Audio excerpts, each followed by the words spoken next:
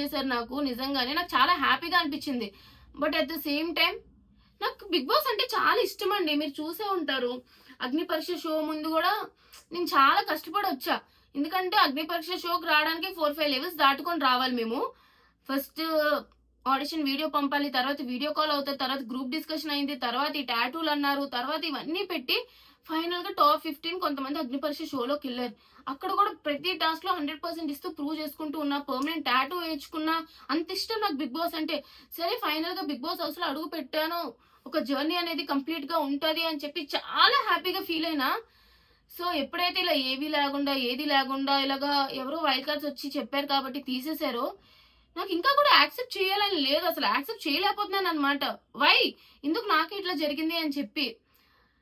మీరు నిజంగానే నాలాగా బిగ్ బాస్ ప్రేమించే వాళ్ళు చాలా మంది ఉంటారు. సో వాళ్ళకి అర్థమవుతది ఈ బాధంతా. అరే అది హాఫ్ లోనే అయిపోయింది అని చెప్పి journey. If suppose next like seasons లో ఛాన్స్ వచ్చిన వైల్డ్ కార్డ్ గా పంపిస్తారు కానీ ఫస్ట్ నుంచి పంపించరు. సో నాకు ఎప్పటికీ కూడా ఒక Bigg Boss complete journey fulfil గా అయితే ఈ లైఫ్ టైమ్ లో జరగదండి. That is the most hurting. అసలు నాకు నిజంగా తలుచుకుంటేనే చాలా హర్టింగ్ గా అనిపిస్తుంది. సో బయటకు వచ్చేసాను. నామినేషన్ చేయడానికి మీరు రావాలి. అట్లానే ఒక 2 వీక్స్ లగేజ్ తీసుకొని రండి అని అన్నారు. మేబీ రీఎంట్రీ ఛాన్సెస్ ఉండొచ్చు అని చెప్పి. మాకు రీఎంట్రీ ఉంటుందని ఎవరికి చెప్పలేదన్నమాట. సో 2 వీక్స్ లగేజ్ తెచ్చుకొని రండి. అట్లానే లైక్ నామినేషన్ చేయాలి. ఇద్దరినైతే నామినేట్ చేయాలి అని అన్నారు. నేను ఎపిసోడ్లన్నీ చూసి వెళ్ళినా. సరే వెళ్ళా. ఆ రోజు నామినేషన్ చేయడానికి వెళ్ళాను అనమాట. నామినేషన్కి చేసినప్పుడు వెళ్ళి ఒకరినే నామినేట్ చేయాలి, ఒక డాగర్ ఇవ్వాలి అని అన్నారు. సో నేను అక్కడ వరకు ఎపిసోడ్ చూసినప్పుడు నాకు నిజంగానే మాధురి గారు ఇప్పుడు రీఎంట్రీ అప్పుడు మాకు ఉంటది అని చెప్పలే.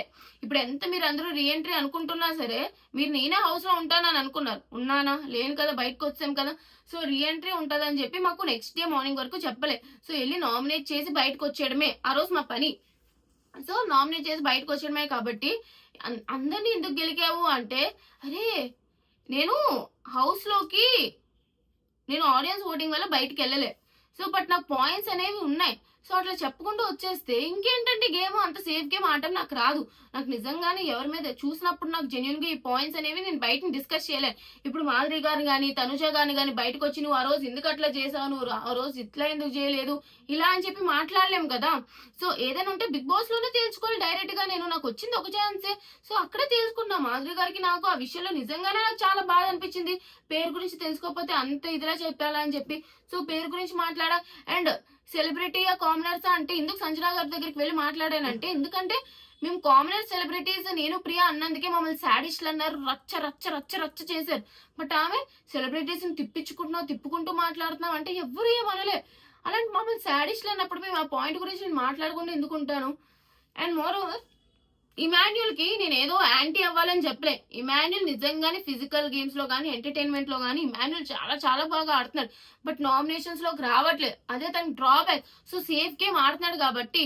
అండ్ నా గురించి కూడా నేను ఇమాన్యుల్ చాలా నమ్మానండి. ఎందుకంటే ఫస్ట్ లో నేను నామినేట్ అయ్యి ఇట్లా అందరూ నెగిటివ్ అన్నప్పుడు చాలా ఏడ్చినప్పుడు ఇమాన్యుల్ వచ్చి నాకు ధైర్యం చెప్పాడు. నువ్వు చాలా ఫేవరెట్ దమ్ము, నాకు ఇంట్లో అందరికన్నా నువ్వు స్ట్రాంగ్ గా ఉండాలి అని చెప్పి నిజంగానే ఇమాన్యుల్ నమ్మాను. తర్వాత సపోర్ట్ చేస్తూనే ఉండేదాన్ని. బట్ ఎప్పుడైతే ఇమాన్యుల్ రీతు దగ్గరికి వెళ్ళి అసలు ఆ టాస్క్ లో ఇమాన్యుల్ సంచాలకేది అసలు గేమ్ కూడా ఆడట్లేదు. ఫస్ట్ టార్గెట్ శ్రీజనే తీసేయని అన్నారు. అది కూడా నేను మాట్లాడలే. బట్ సేఫ్ గేమ్ ఆడుతున్నావు ఇమాన్యుల్. నీకు 5 టికెట్స్ వచ్చినా సరే, నామినేషన్స్ వచ్చినా సరే యూజ్ చేసుకోలేదు. ఇమాన్యుల్ గేమ్ ఇమాన్యుల్ చెడగొట్టుకుంటున్నాడు. సో తనకి ఇంకా పాజిటివ్ అవుతుంది అని చెప్పి ఇమాన్యుల్ సేఫ్ గేమ్ ఆడుతున్నా, నామినేషన్స్ లో రా అని చెప్పా. తనకి హెల్ప్ఫుల్ గా చెప్పా. తర్వాత చూస్తే ఇమాన్యుల్ నేను సేఫ్ గేమ్ ఆడుతున్నానా అంటే అవును అట్టనే కనిపిస్తుంది, కొంచెం బాగా ఆడు అని కూడా చెప్తాను నేను సైక్ చేసి.